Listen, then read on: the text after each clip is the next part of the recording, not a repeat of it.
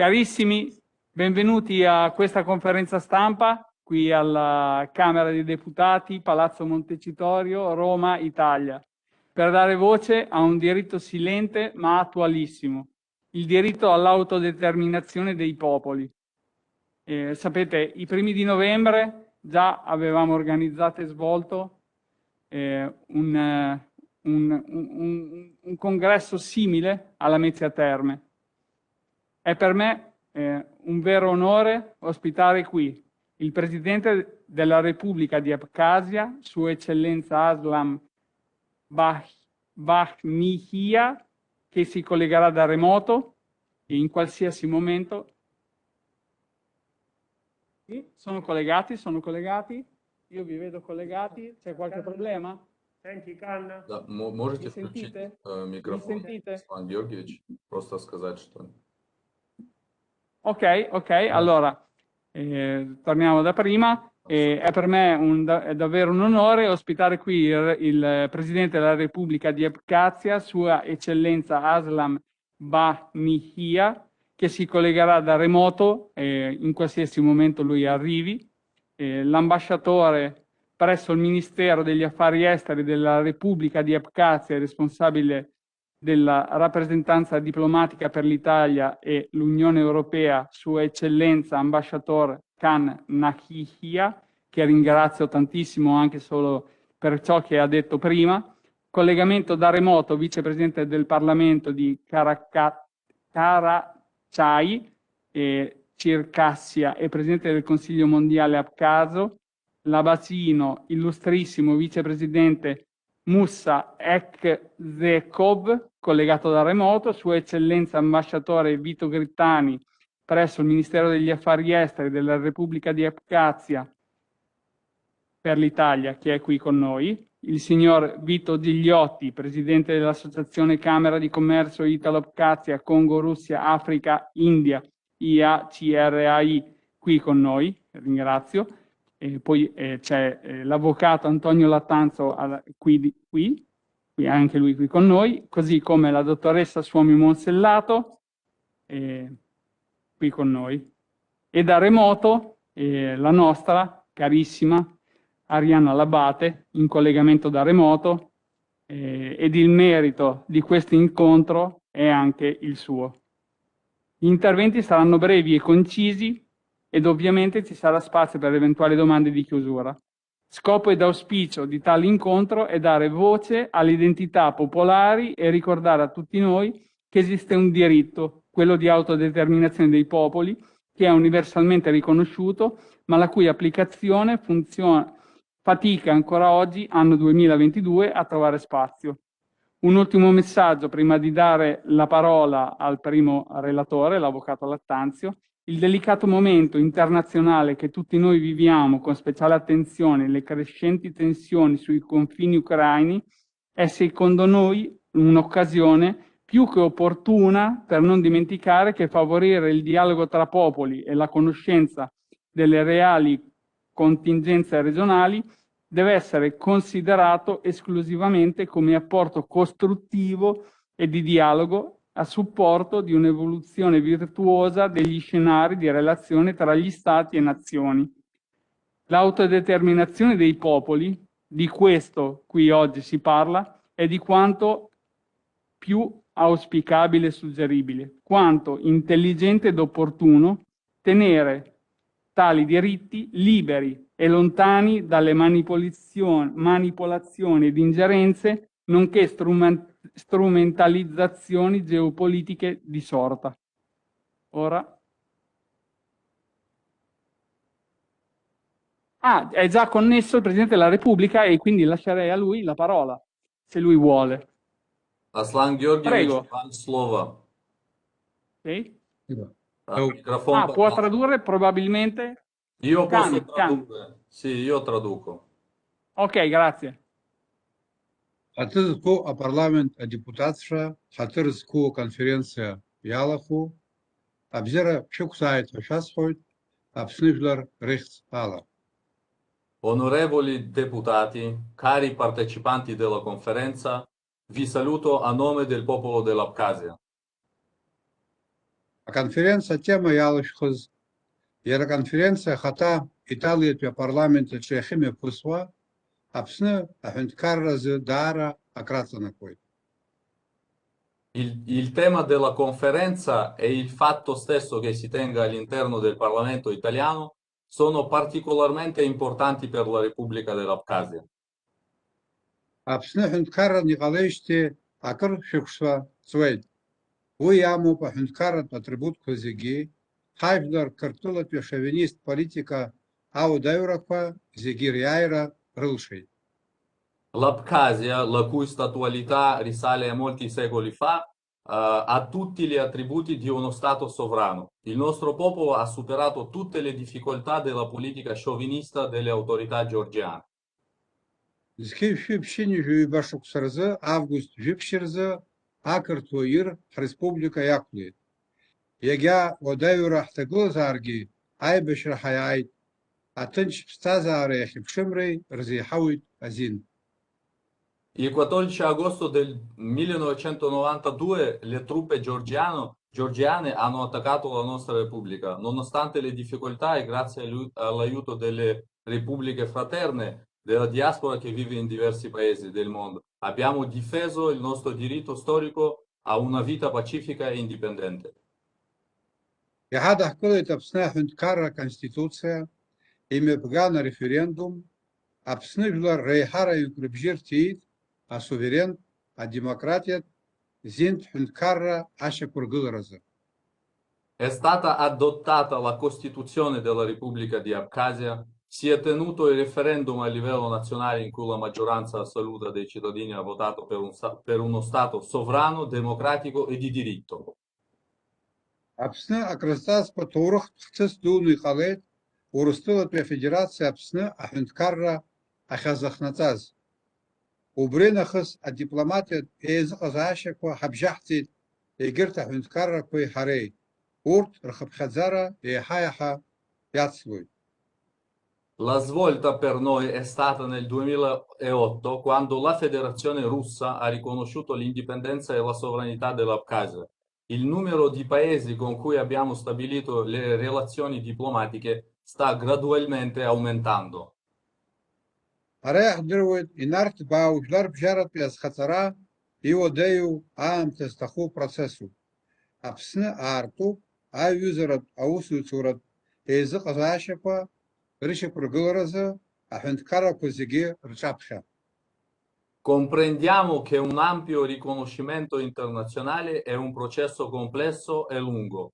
L'Abkhazia è aperta a una cooperazione reciprocamente vantaggiosa con tutti gli stati che rispettano la nostra opinione. Вахораду фарахзы, архапсат гиузбарц, уя культура илызка арцистаху, Италия атулава архапхазара ехацло. Апсны Италии рыкалаква аймадараква ахрыбжарцо. Ишдыруепш, хайвларква жнатата ахыс, эйдызкалоз рацан, иугуан таурхла реймадараква. È bello che sempre più italiani scoprano il nostro paese, la sua cultura. Si stabiliscono collegamenti tra le città dell'Abkhazia e l'Italia. Dopotutto, ci sono sempre stati i legami storici tra i nostri popoli. Атырское висша. Сара издырует абре конференция конструктивла и шуме пысва. Апсны Италии рыбжларква рейюзерат езыqазашаква рырчера чатас ишазыqало. Ишзегас счет акутяраква. Cari amici, sono convinto che questa conferenza si svolgerà in un modo costruttivo e diventerà una solida base per lo sviluppo delle relazioni amichevoli tra i popoli dell'Abkhazia e dell'Italia. Grazie agli organizzatori e buon proseguimento. Удараться усичи спас. Ancora una volta grazie agli organizzatori. Tabu Paslan Gergifa, dare. Обзор стала.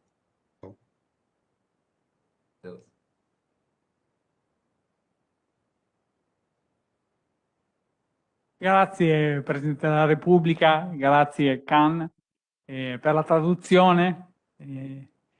Grazie mille veramente. Riprendo e quindi mi permetto di fare una breve illustrazione della scheda paese dell'Abkhazia, perché probabilmente alcuni di noi non la conoscono ancora o quantomeno quanto dovrebbero.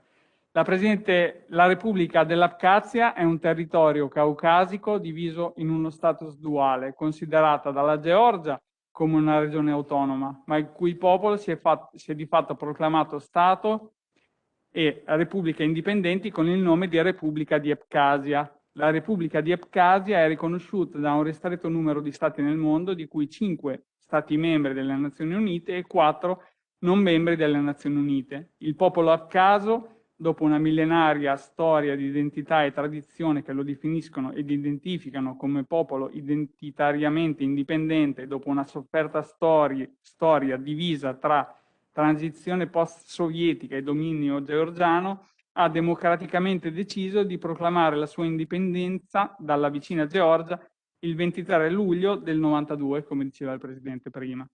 Ben 30 anni fa, la Repubblica di Abkhazia conta una popolazione di circa 250.000 abitanti su un territorio di circa 8.500 km quadrati che si estende dal Mar Nero e confina con Russia e Georgia. L'area del Caucaso è storicamente stata caratterizzata da identità territoriali e locali molto frammentate e con il dissolversi dell'Unione Sovietica le varie civiltà hanno ripetutamente nel tempo rivendicato autonomia e riconoscimento, non identificandosi nelle spartizioni territoriali imposte da interessi geopolitici e internazionali. La capitale è Sukhumi, sul Mar Nero, nel cuore della Repubblica. Le lingue ufficiali sono l'antichissimo abkhazo, che utilizza l'alfabeto cirillico integrato con simboli speciali, parlato sia in Abkhazia sia in Turchia, ed il russo. Ci sono 2 valute, l'Apsar abkhazo e il rublo russo. L'economia ancora debole è basata principalmente sull'agricoltura e sullo sfruttamento di alcuni giacimenti minerari. L'ordinamento dello Stato è una repubblica semipresidenziale monocamerale con suffragio universale. La storia di questo popolo è una storia molto antica. Le prime tracce di questa civiltà risalgono al periodo tra il 4000 e il 3000 a.C., un'identità indipendente dai vari stati vicini, ma che nel corso dei millenni, secoli, ha subito occupazioni e annessioni varie. La più sofferta delle quali fu quella imposta da Stalin, che ne fece un dono alla sua madrepatria Georgia, che riconobbe l'Abkhazia lo status di repubblica autonoma all'interno della Repubblica Socialista Georgiana. Con il crollo dell'Unione Sovietica, ciò che sarebbe dovuto essere un passaggio fisiologico quanto naturale, l'Abkhazia decise di proclamare la sua indipendenza, ma la reazione della Georgia fu immediata ed ebbe inizio il conflitto Georgia-Abkhazia 1991-1994, conclusosi con la proclamazione della Costituzione della Repubblica di Abkhazia nel 1994. Da qui in poi inizia un percorso pacifico e silenzioso dell'Abkhazia per vedere riconosciuto sullo scacchiere internazionale il proprio status di repubblica, ma ad oggi le sue richieste sono cadute nel silenzio e nell'indifferenza quasi generale. La Repubblica di Abkhazia, indipendentemente dagli sviluppi legati al suo riconoscimento internazionale, è certamente una realtà con un potenziale straordinario, sia a livello economico sia a livello geopolitico. Nonostante la storia antica, infatti, la sofferta storia moderna di questo popolo è un foglio bianco che ci auguriamo di cuore possa riempirsi di contenuti positivi di crescita e solidarietà e partnership internazionali a supporto di un'area strategicamente rilevante. Da non sottovalutare infatti i rapporti imprenditoriali e le straordinarie opportunità di sviluppo, di partnership, di cross-border tra l'Italia e questo territorio ancora tutto da scoprire e conoscere. Il turismo è per esempio un settore tradizionalmente importante in Abkhazia e quale opportunità migliore per l'Italia che in questo settore vanta un'esperienza di eccellenza, di collaborare e di investire nell'area e nel paese, nonché di attrarre nuovi investitori e creare nuovi progetti economici virtuosi, risorse minerarie, risorse energetiche e potenziali investitori locali da attrarre in Italia, tutti ambiti che la nascente Camera del Commercio Italo-Abkhasa agevolerà. Approfittiamo infatti di questa occasione per annunciare che a breve, qui a Roma, sarà aperta una sede della Camera del Commercio Italo-Abkhasa, già presente in Italia, nel suo quartier generale di Lamezia Terme, dove noi facemmo il primo incontro i primi di novembre. Infine vorrei concludere questo mio intervento citando il compianto Presidente del Parlamento europeo David Sassoli. I muri tra le persone non vanno costruiti, vanno abbattuti. Grazie. E ora la parola a... Che è intervenuto il Presidente...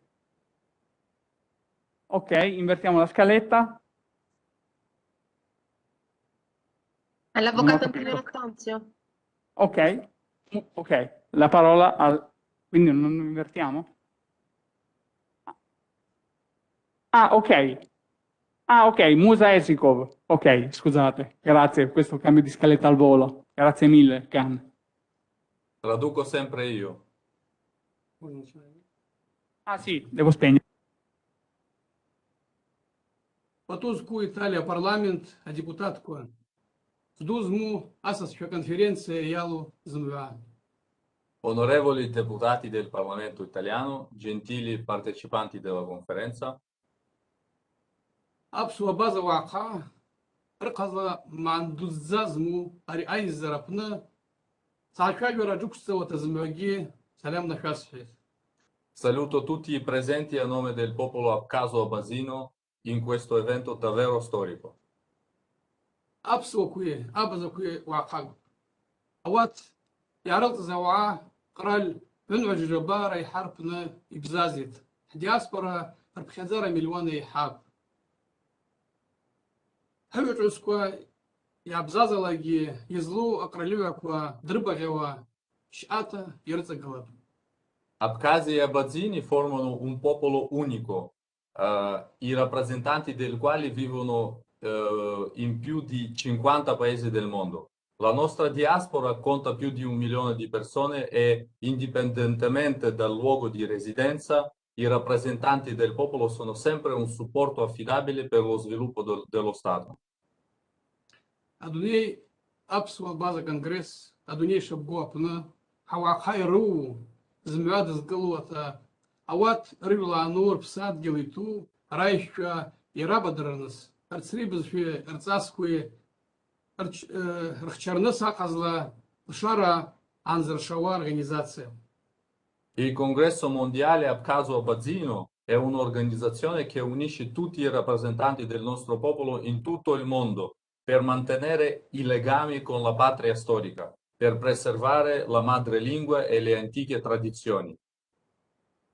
Арая пшима краль курпына, вилара культура нархаразму, авакаква адызгылва, амамыри, шабгылу ашчи, рыбагера, ирзынхава усква, адагалит.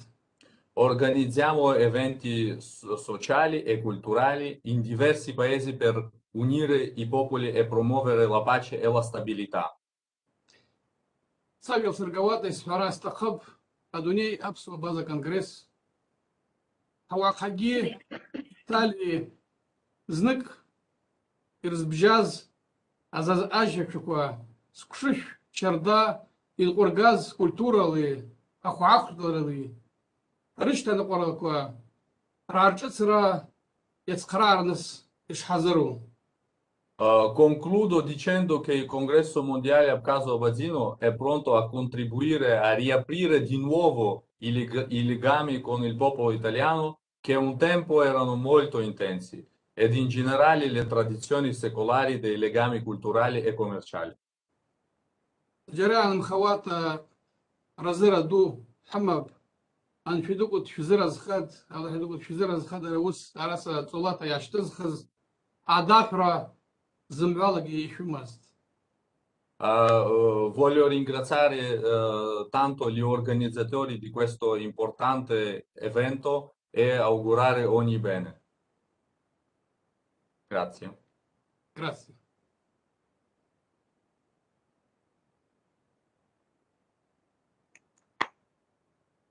Grazie mille, grazie davvero di cuore. Grazie mille Arianna di Grazie a supportarci, voi, Arianna Labate. scusatevi per l'assenza per il Covid. No, non ti preoccupare, sei qui con noi e ora vorrei passare la parola all'avvocato Antonio Lattanzo. Grazie mille.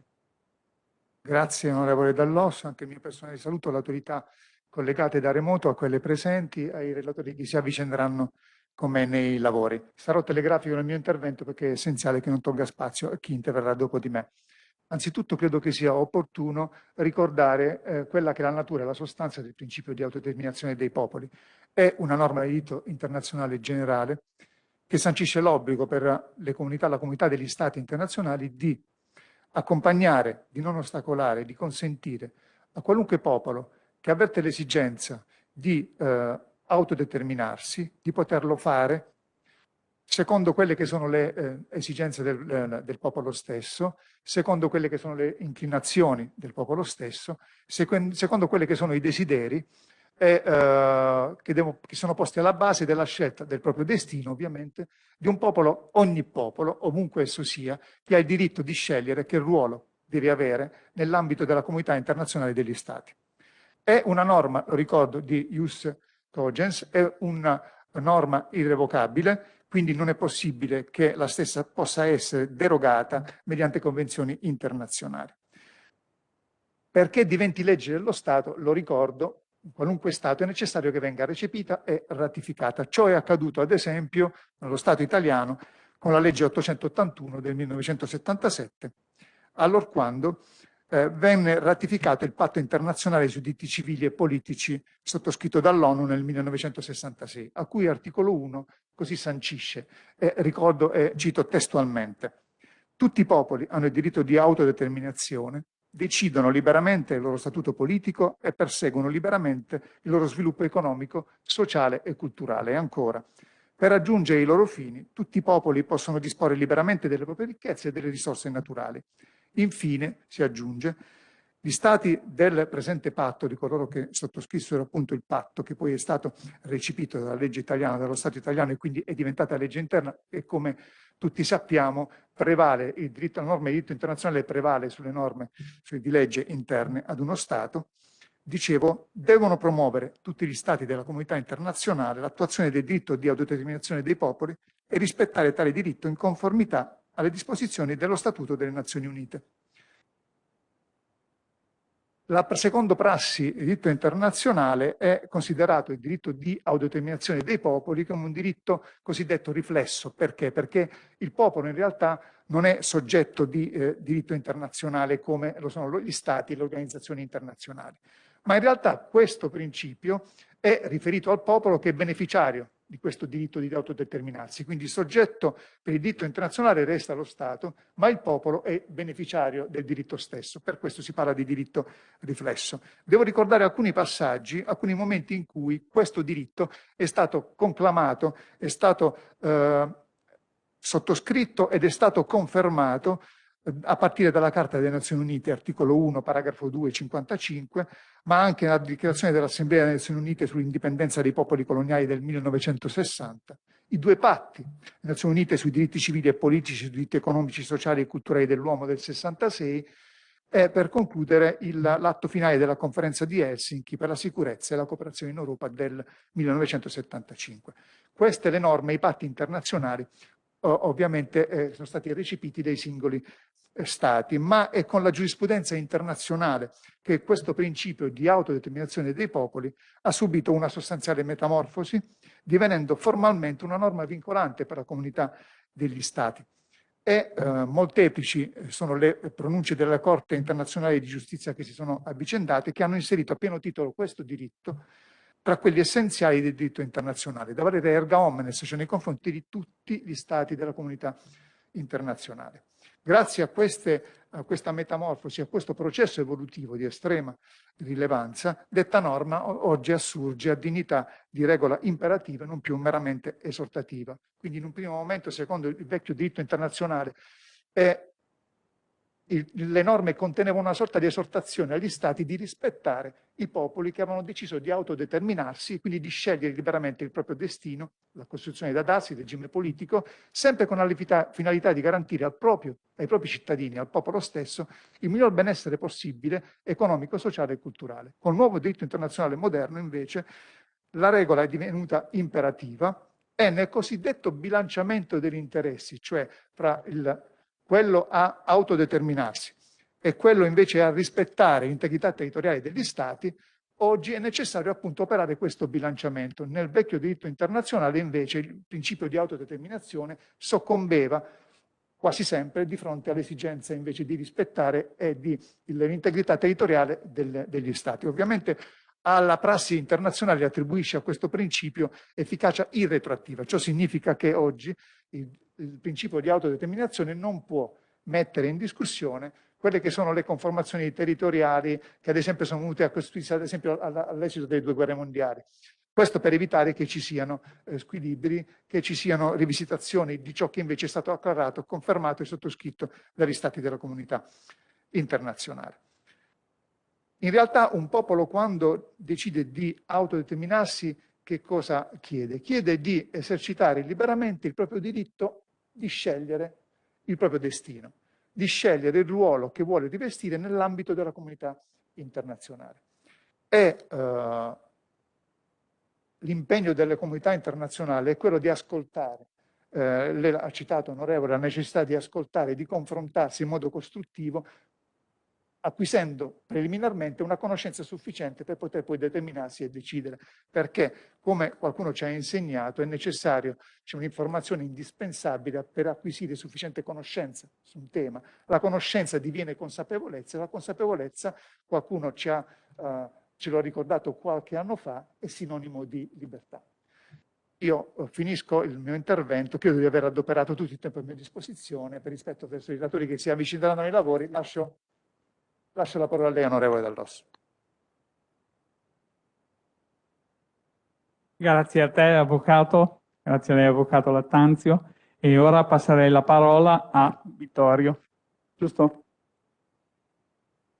Vittorio? Chi dei due? Ok, a te la parola. Grazie. Vittorio. Grazie. Ringrazio prima di tutto l'onorevole Matteo Dell'Osso e il suo staff. Ringrazio la dottoressa Suemi Monsellato, la signorina Arianna Labate, Grazie. l'avvocato Antonio Lattanzio. A voi. La mascherina. L'avvocato Antonio Lattanzio. Ringrazio la stampa, ringrazio chi in collegamento mi ha preceduto, il Presidente della Sovrana Repubblica di Abkhazia, Aslan Bezania, il Vicepresidente del Parlamento di Karakhay-Circassia, nonché Presidente del Consiglio Mondiale Abkhazo-Abasino, Muse Zekov, e Cantania, ambasciatore a disposizione del Ministero degli Affari Esteri della Repubblica di Abkhazia e responsabile della rappresentanza diplomatica per l'Italia e l'Unione Europea. Ringrazio in particolar modo il nostro Vito Grittani, qui alla mia sinistra, ambasciatore a disposizione presso il Ministero degli Affari Esteri della Repubblica di Abkhazia per l'Italia.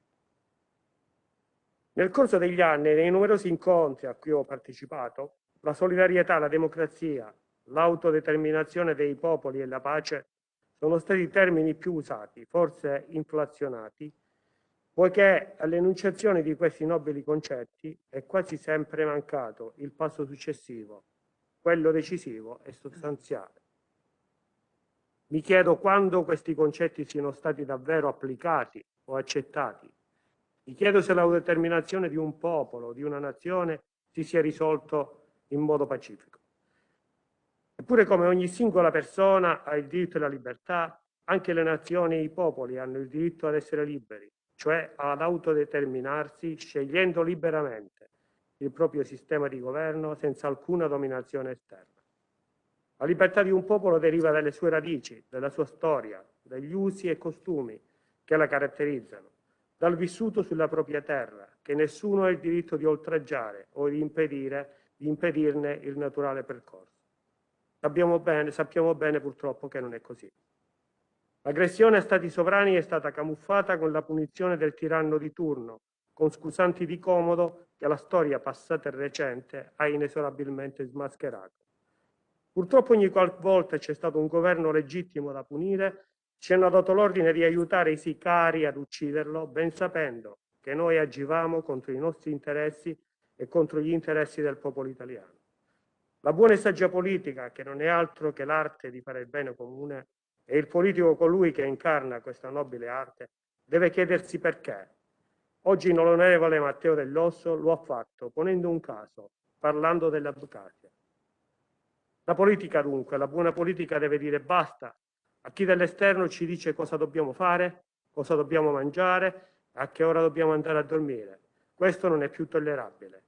L'Italia deve avere la possibilità e la libertà di realizzarsi, di relazionarsi con tutti, di svolgere attività economiche e commerciali con chi ci pare e piace, facendo gli interessi del cittadino e dell'Italia, perché questo è il compito specifico della politica.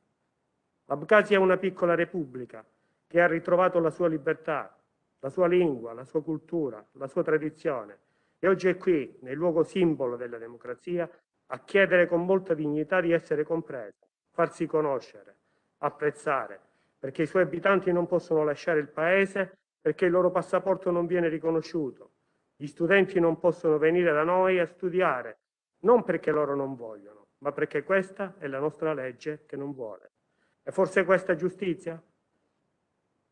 Eppure è un popolo pacifico, non ha bombardato nessuno, eppure al suo interno convivono comunità di fede religiose diverse.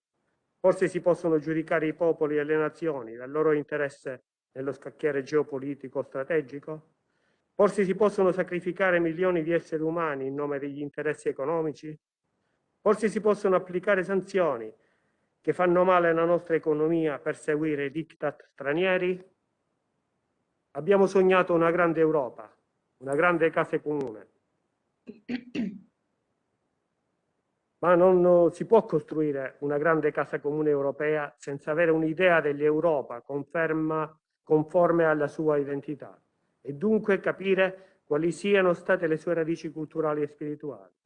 Domandarsi che cosa sarà l'Europa domani o che cosa sia oggi significa innanzitutto domandarsi come l'Europa è diventata ciò che è. E si può comprendere cosa sia l'Europa, o meglio dire, cosa sia stata e che cosa dovrebbe continuare ad essere, solo se si individuano le radici da cui essa è sorta e da cui ha tratto alimento nella sua crescita e nel suo sviluppo, e se oggi essa intende conservare la sua identità. E poiché l'Europa non è stata una realtà geografica e neppure politica, bensì realtà spirituale, per continuare ad essere tale, dovrà in ogni caso cercare di far rinascere e mantenere vivo quello spirito originario.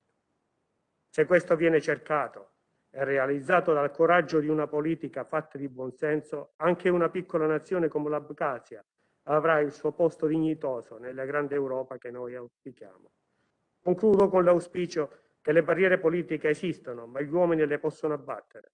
Oggi un muro di omertà su un popolo, grazie a Matteo Dell'Osso, è stato abbattuto. Abbattiamone altri. Diceva il celebre pensatore svizzero Gonzaga de Renault. Non si deve mai disperare della storia e tutto quanto è esistito può rinascere. Basta che un seme, un po' e un po' di terra rimanga in un vaso spezzato perché si produca una nuova fioritura.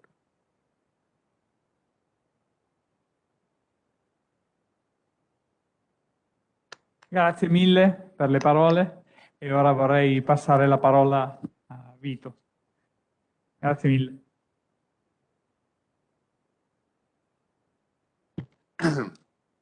Pronto? Buonasera a tutti. Permettete, io farò i ringraziamenti alla fine del mio discorso.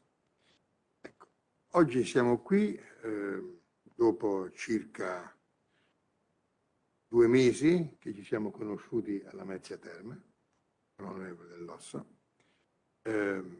Siamo qui per parlare della mia Abkhazia, Io, come voi sapete, ho un cognome, un nome italiano, sono nato in Italia, in provincia di Bari, a Capurso. Dal 2018 sono cittadino afghano e dal 2016 ho sposato la causa della libertà. Io credo che Dio ci ha fatti liberi, questa è la mia opinione, ne sono convinto. Ho sposato questa causa vedendo tantissime ingiustizie, come diceva l'amico Vittorio, di studenti che non possono andare a studiare all'estero, afghani, che non possono andare neanche per cure mediche e tante altre cose. Per cui mi sono chiesto, perché tutto questo? Cosa c'è così dietro? Dovete sapere, io sono figlio di migranti, io ho vissuto tanti anni in Germania, per cui conosco il stare fuori, stare lontano dalla famiglia. Non è tanto bello. E studiando, vedendo, andando, facendo, ho scoperto tante cose, ho scoperto la bellezza di questa Repubblica, ho scoperto la pace. Persone pacifiche, con i difetti sicuramente come ce l'abbiamo noi, come tutti i popoli.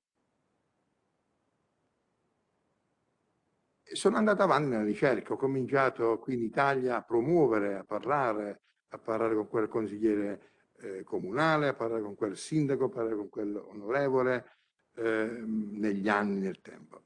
Dopo, ripeto, 2 mesi fa ho conosciuto, grazie a Vittorio Gigliotti, alla mezza termine l'onorevole Dell'Osso, parlando, gridando in quel convegno. Il mio grido era un grido di aiuto, che io ripeterò tra poco anche in questa sala, che la politica italiana, insieme, coordinando dall'onorevole Dell'Osso, possa riunire, possa creare un tavolo rotondo per capire e discutere cosa si può fare di questa piccola repubblica, ma anche di altre realtà. Ce ne sono tantissime altre nazioni più o meno in questa. E oggi l'onorevole Dell'Osso ci ha dato la possibilità e stiamo qui. E io da questa sala, davanti a voi tutti, ringrazio la presenza del primo consigliere dell'ambasciata russa a Roma, che sicuramente ci darà anche un supporto per questo mio grido di aiuto, di organizzare un tavolo rotondo dall'Italia.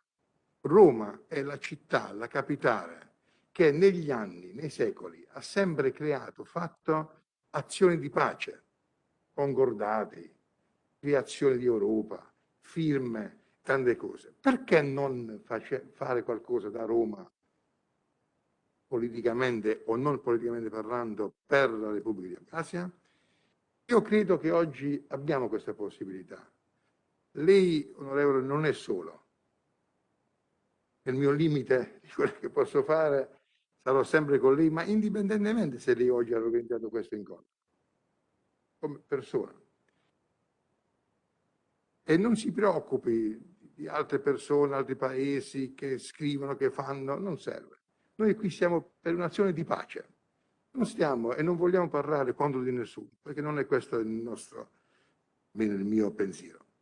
Però chiedo vivamente, e cercherò di concludere, un tavolo di pace, un tavolo di incontro, anche con le parti, perché no? Anche con le parti in questione.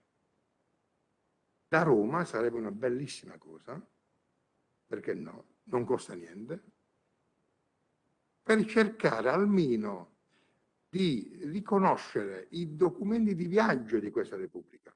Non dico di riconoscere lo Stato, che non è tanto ora la nostra preoccupazione, ma almeno i documenti di viaggio. Abbiamo gli esempi della Repubblica di Cina, cosiddetta Taiwan. Non è che me li invento io oggi.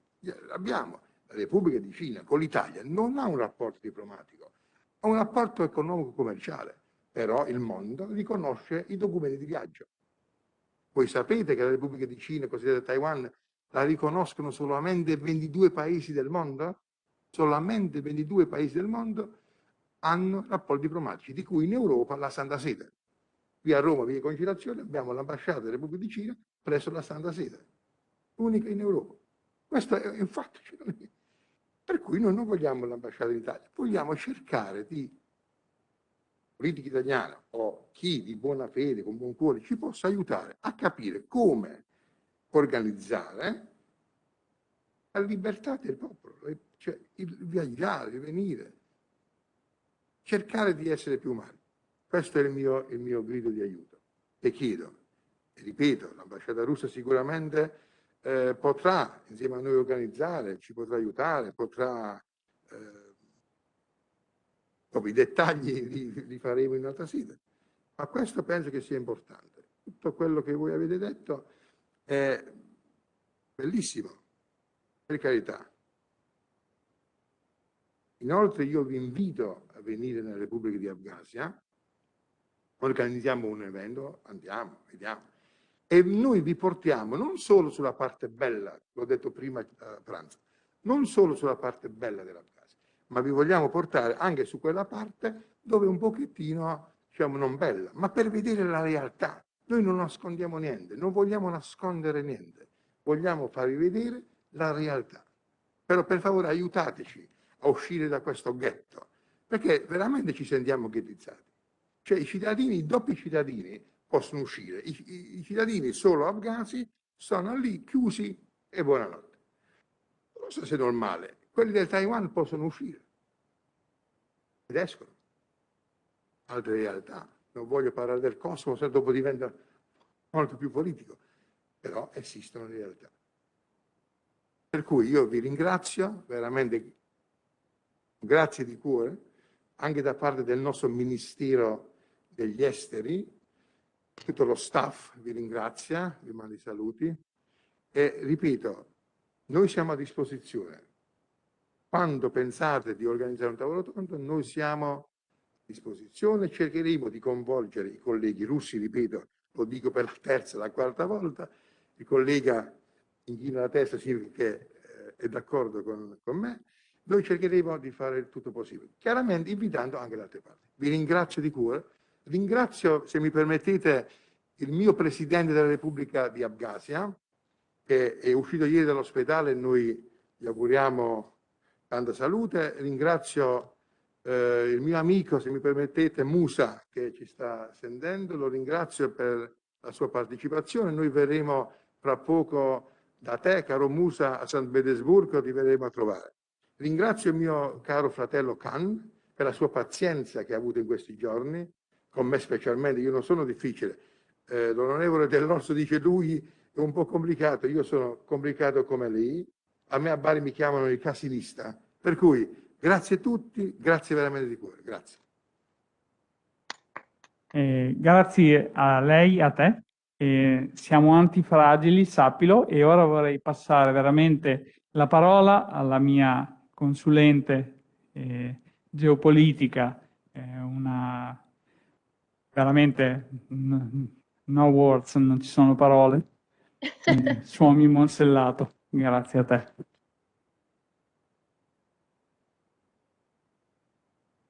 Buon pomeriggio. Il Volevo microfono, ringraziare- dottoressa. Sì, volevo ringraziare tantissimo chi è intervenuto da remoto e molto gradita, nonostante il frangente delicato, parlo a titolo personale, la sua presenza, rappresentante dell'ambasciata russa, grazie davvero per essere qui. Come abbiamo detto e provato a riassumere nel titolo, parliamo qui di autodeterminazione dei popoli, però ne approfittiamo un po', allargandoci e parlando, usando, se vogliamo usare questo termine, la storia dell'Abkhazia per esplorare questo concetto in un po' delle sfumature care anche a noi italiani, perché parliamo di autodeterminazione di popoli di nuova, ma anche di vecchia indipendenza, nell'affermazione della propria identità oggi, anche quando in uno scenario geopolitico molto complesso non si smette mai di lottare per la propria indipendenza ed identità. L'attualità quindi di questo concetto è assolutamente straordinaria. Il diritto all'autodeterminazione dei popoli è sancito e condiviso, come ci ha spiegato l'avvocato Lattanzio benissimo, in maniera formale e sostanziale all'interno del consesso delle Nazioni Unite ed è cautamente trasversale nella pratica diplomatica nei suoi sinceramente rari momenti virtuosi. Tuttavia la manipolazione geopolitica e geostrategica di tale principio rischia spesso, se non quasi sempre, di svuotarlo nei contenuti, vanificandone de facto nella pratica attuazione ed applicabilità ai singoli casi, rendendo i terreni delle varie alleanze locali e globali scivolosi ed ambigui. Prendiamo qui spunto dal processo di riconoscimento dello Stato dell'Abkhazia per addentrarci nei meandri di tale concetto tra le gincane legislative a livello internazionale e nazionale, il tutto senza rinunciare a cogliere l'assist perfetto per penetrare il concetto di autodeterminazione da una prospettiva inedita e volutamente provocatoria. L'autodeterminazione di quei popoli che sulla carta sono indipendenti, ma nella realtà dello scacchiere internazionale sono imbrigliati negli altrui giochi, diremmo, e rischiano di sbiadire talmente tanto la propria sovranità popolare da renderla quasi inconsistente, in virtù di qualcosa di incomprensibile ai popoli. L'obiettivo di questo incontro è di fornire uno spunto riflessivo su un concetto estremamente attuale e comprenderne la natura giuridica e la funzione geostrategica.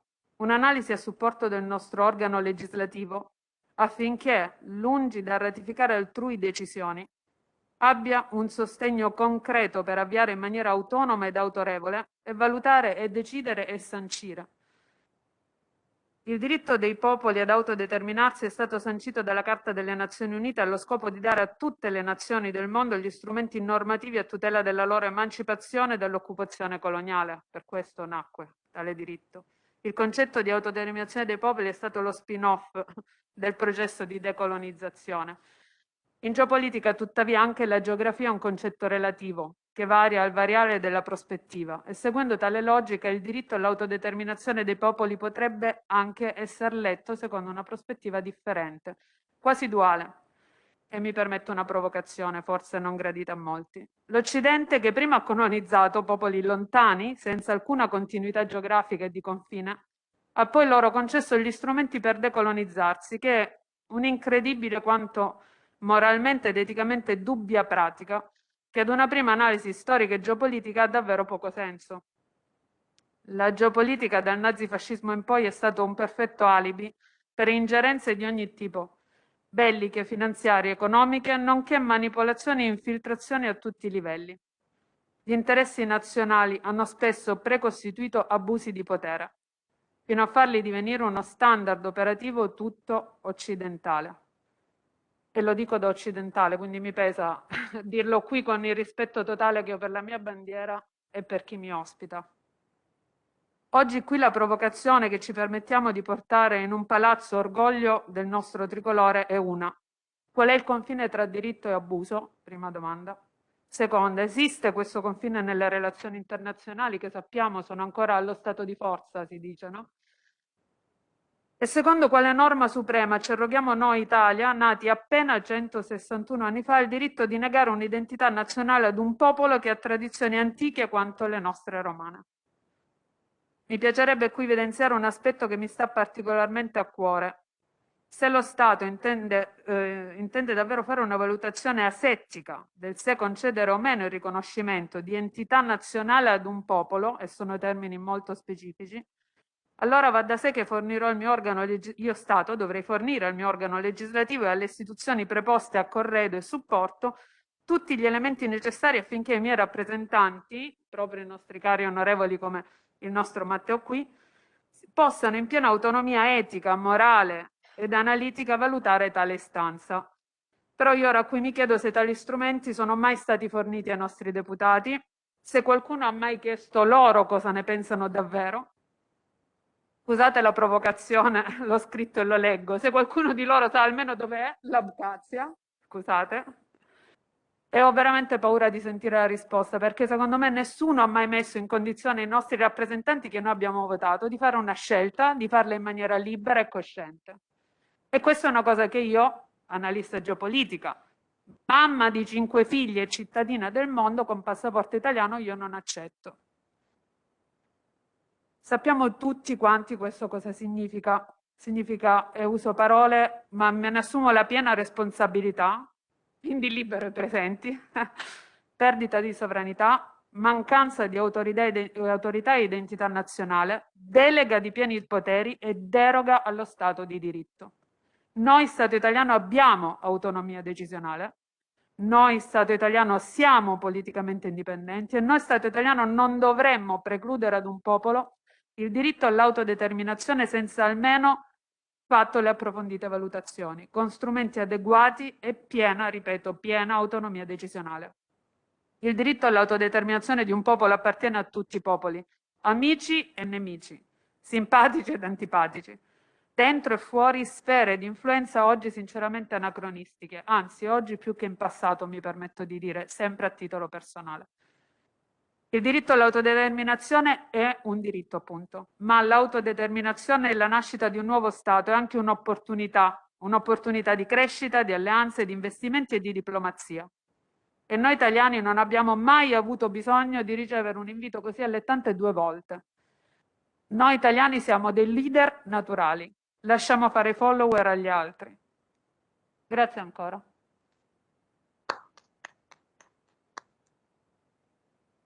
Siamo arrivati quasi alla fine. Qualche domanda? Vuoi dire qualcosa? Come? Ah, Can.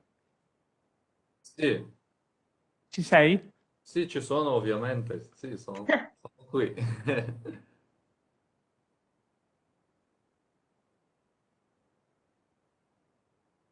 Posso A te partire? la parola, eh? Ah, grazie mille, ingegnere.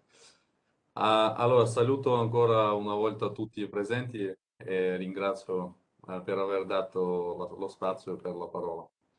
Allora, io parlerò, precedentemente abbiamo parlato di tante cose, io parlerò dal momento in cui la Russia ha riconosciuto l'Abkhazia e in poi fino ai giorni nostri. Farò il mio discorso molto breve. Allora, il 26 agosto del 2008 la Russia riconosce la sovranità dell'Abkhazia e i 2 paesi hanno instaurato le relazioni diplomatiche. Da quel momento la Georgia ha cambiato la propria strategia verso l'Abkhazia, cioè se prima considerava l'Abkhazia come una parte nel conflitto dopo il riconoscimento russo, la retorica è cambiata. L'Abkhazia non si considera più parte del conflitto, ma cosiddetto territorio occupato dalla Russia, secondo la legge adottata in Georgia. Però questo non corrisponde alla realtà perché sapete bene che l'occupazione presuppone l'amministrazione esterna del paese, l'assenza di elezioni democratiche e tante altre cose. In Abkhazia non vi è nessuno di questi segni, intanto vi invito a visitare l'Abkhazia per avere le conferme. E inoltre noi teniamo costantemente le elezioni sia parlamentari che presidenziali. Per esempio, il prossimo 12 marzo si svolgeranno le elezioni parlamentari, che comunque si distinguono per una maggiore trasparenza e possono anche essere un esempio di elezioni trasparenti per le democrazie avanzate.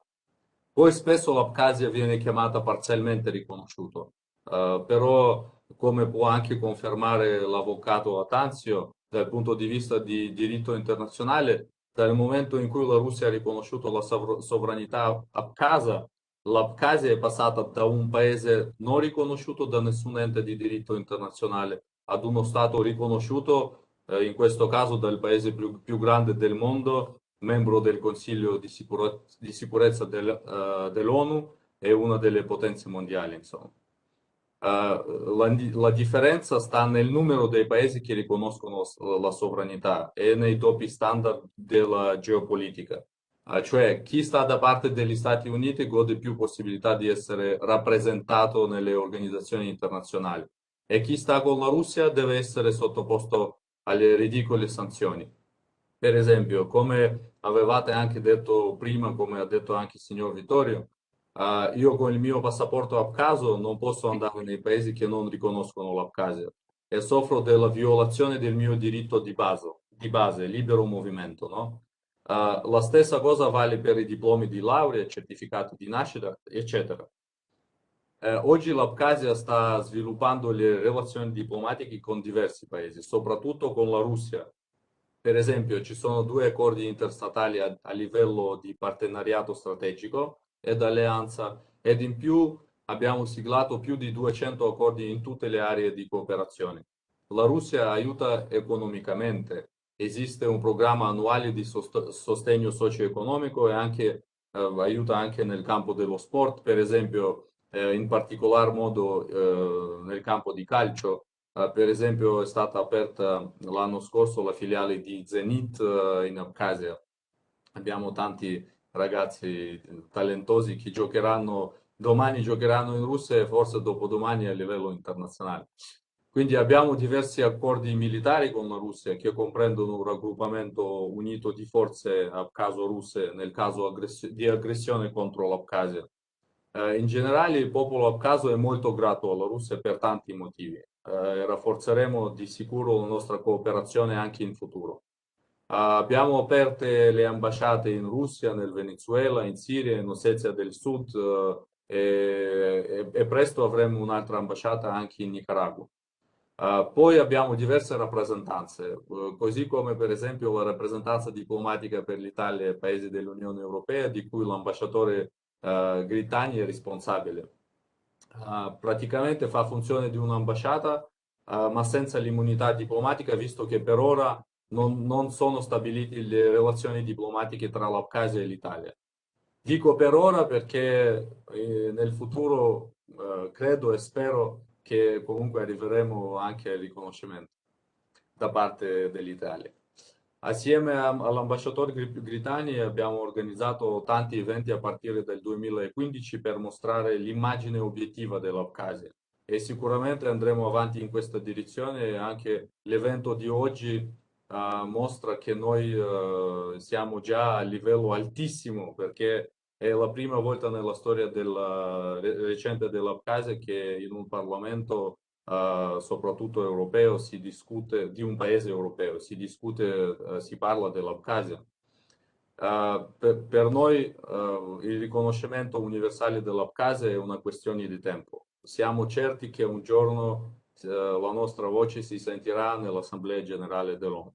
Concludo dicendo che noi come rappresentanti dell'Abkhazia parteciperemo ad ogni piattaforma possibile per portare questo messaggio a chi vuole sentire. Quindi ringrazio tutti voi presenti di aver ascoltato e ovviamente ringrazio gli organizzatori di questo evento, in particolar modo onorevole Dalosso, anche grazie mille per il suo eccellente intervento, la signora Suome Monselato, ovviamente a Vito Gritani e Vittorio Gigliotti, all'avvocato Latanzio e anche a lei signora Albette che sta online, che la vediamo online. Grazie tanto di aver dato lo spazio all'opinione abkhazia.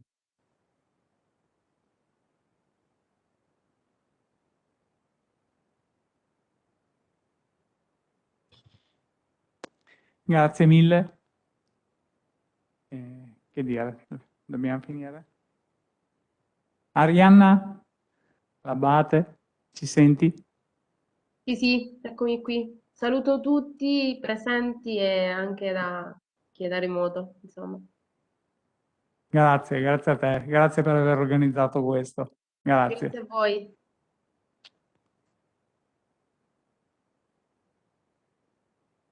Vuole intervenire? Vuole fare un intervento? Se ci sono domande, Ok, se ci sono domande, ora è il momento. Ok, sì, ce n'è una. Può accendere il microfono? Può dire nome e cognome? Il pulsantino, grazie. Buongiorno, grazie Rosa Villani, sono una giornalista freelance. Ascoltando gli interventi, da come ho capito, cioè non c'è solo un problema di riconoscimento dello Stato di Abkhazia, ma c'è una violazione dei diritti umani, perché se in pratica non viene concesso ai cittadini di poter appunto girare, come ha sottolineato anche l'ultimo intervento, di muoversi liberamente, cioè gli viene negata addirittura la propria. Secondo me bisognerebbe anche agire da questo punto di vista. E poi volevo chiedere due cose. Uno, se l'ONU è mai intervenuta con risoluzioni di vario genere, e due, se ancora esiste il contenzioso per i confini con la Georgia. a seguito insomma, del distacco della Repubblica. Khan, se può rispondere lì, così è più diretta la voce. Sì, grazie, rispondo volentieri, grazie della domanda. Infatti, come ha detto lei, noi puntiamo tanto sulla violazione dei nostri diritti di base. Infatti, l'evento di oggi a noi serve tantissimo per far sentire la nostra voce, perché è da tanto che ci stiamo occupando di questa violazione dei nostri diritti e speriamo di portare questo messaggio che noi non chiediamo il riconoscimento.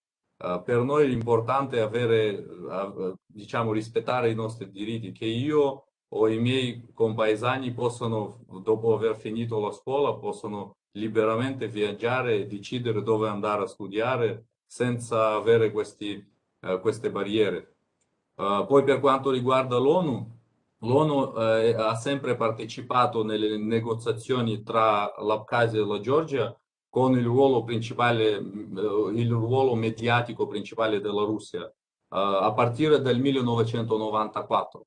Però dobbiamo anche dire che fino ad oggi si svolgono le discussioni internazionali di Ginevra sulla stabilità e sicurezza del Caucaso del Sud, dove partecipano sia i rappresentanti della Georgia, i rappresentanti dell'Abkhazia e dell'Ossetia del Sud, con la partecipazione, diciamo, la partecipazione mediatica della Russia, degli Stati Uniti, dell'Unione Europea, dell'ONU e dell'OSCE. Quindi è un formato ufficiale dove praticamente si discute come uscire da questo conflitto che è congelato praticamente. Però fino ad oggi lo scopo principale di queste discussioni di Ginevra è di siglare un documento di non uso di forza da parte della Georgia verso l'Abkhazia e verso l'Ossetia del Sud, ma fino ad oggi non l'abbiamo firmato perché la Georgia, purtroppo il governo georgiano fino ad oggi ha questa mentalità rivanchistica che vuole comunque riconquistare l'Abkhazia, riavere l'Abkhazia, però ormai è una cosa, diciamo, impossibile, perché l'Abkhazia, il popolo abkhazo ha deciso il proprio destino, il proprio futuro con 2 referendum che abbiamo fatto, nel 94 e nel 99. E poi siamo riconosciuti ormai dalla Russia, quindi non c'è verso di tornare indietro, dobbiamo andare avanti, ma vogliamo ovviamente vivere nella pace, nella stabilità e sicurezza. Ecco perché noi siamo sempre per il dialogo, sempre. Non so se ho risposto alla domanda, spero di aver risposto bene. Grazie. Grazie mille a lei, dottor Khan. Altre domande? Sì? Nome? Vito Bricigallo, l'Edicola del Sud, sì, stavamo insieme, e mi rivolgo a lei, onorevole Dell'Osso, per, così come ipotesi o come speranza o come auspicio. La politica italiana in generale è sempre molto attenta ai diritti degli uomini, di tutti, delle donne e degli uomini. Ritiene che questo processo, che possa portare in qualche modo al riconoscimento o ad una minore discriminazione, stiamo parlando anche di questo popolo, possa in qualche modo in futuro e con quali tempi, in vista delle prossime elezioni, quindi di una nuova politica ridisegnata rispetto anche al nuovo dettato costituzionale. Che auspicio ha? Che speranze ha? Che ipotesi può dare anche rispetto a questa sua iniziativa? Grazie della domanda. Io sono abituato a non tornare indietro mai, nemmeno per prendere la rincorsa. Detto questo, siamo qua perché appunto ho sentito questa ingiustizia e quindi mi sono prodigata affinché si potesse fare oggi qui alla Camera a Roma, Montecitorio, questo evento per dar voce ai più deboli. Io sono contro le ingiustizie, quello che abbiamo sentito qua sono proprio ingiustizie. Penso che questo convegno sia un po' un convegno degli ultimi, che però non sono ultimi, sono solo antifragili. Detto questo, ovviamente poi ora questo convegno, congresso è fatto apposta per portare attenzione a questa tematica anche a livelli più alti di qua. Io sono un parlamentare e come tale mi adopererò affinché questi diritti vengano definitivamente sanciti. Vi ringrazio ancora per essere venuti qua a porre attenzione a questo tema che a me sta particolarmente a cuore. Grazie.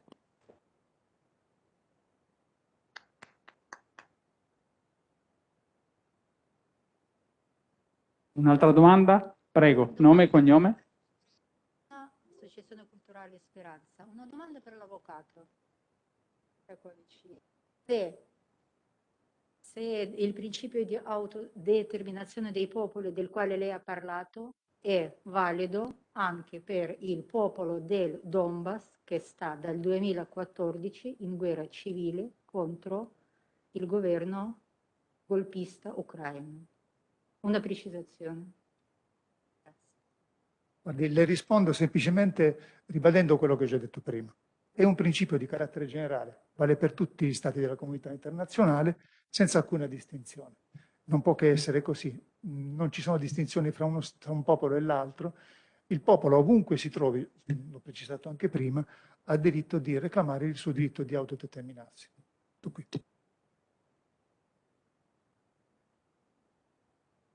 Grazie mille a tutti per essere intervenuti. Da Roma, Italia, buona serata e viva noi. Grazie mille. Ciao ragazzi. Ciao Can, ciao Musa. Ciao Can, ciao Ciao a Arianna. tutti. Ciao. Ciao, grazie.